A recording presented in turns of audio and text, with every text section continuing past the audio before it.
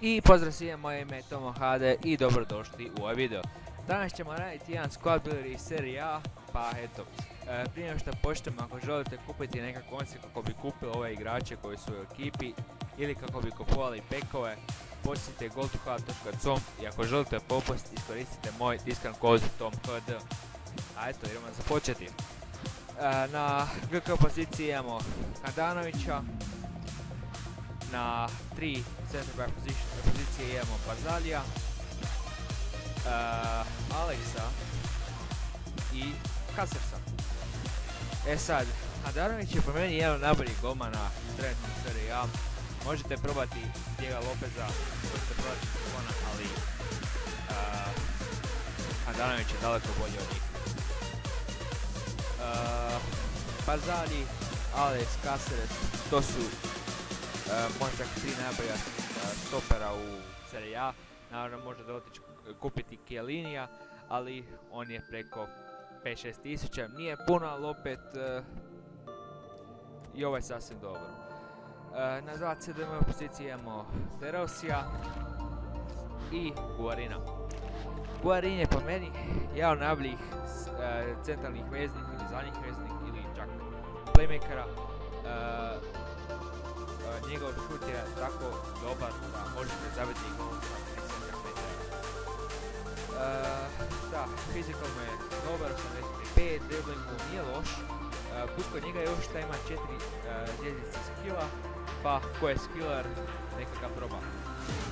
Na left mid poziciju idemo da ga pronađem. Imamo Žirvinja. Možete probati Kejtu ili El Shaarawyja, ali ne znam, nekako se čini da Žirvinja bolje od njih.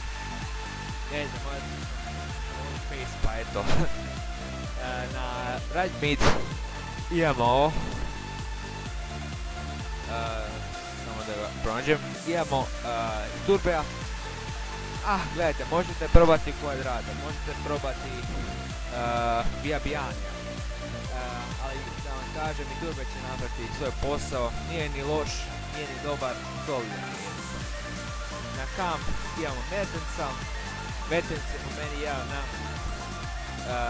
playmakera bez polu špice u seriji A, ima 88 pace, 77 shooting, 80 dodavanje i 87 dribbling. Gdje ćeš bolje? Na striker pozicije imamo i Barba, svi znamo ko je Barbo, svi smo igrali protiv njega, svi znamo kako je on zvijer, o njemu nemam šta reći. I Palacio. Palacio je jedan od najboljih non-rare igrača u ovoj igri, 85 pace, 82 shooting, 76 dodavanje i 84 dribbling.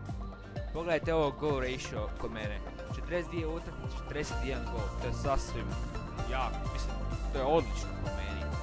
Moglo je bolje, ali opet nije loše. Da, ova mi je ta ekipa, koščiće su otprilike 15.000 poinsa. Naravno možete poboljšati da staviti Kvadrata na right mid ili čak zamijeniti Alexa sa Chiellinijem ili možda bolje Sinijem, pa vam i dal, to se zavisi o vama. Ali po meni ovaj je jedan od najboljih jeftinih ekipa trenutno. Da. Ovo bi bio kraj videa, sad ću vam pokazati nekih par klipa što sam napravio sa ovom ekipom. Ako vam se bude svidio ovaj video, kliknite like button, komentirajte da li ste probali ekipu i da kažete u njoj.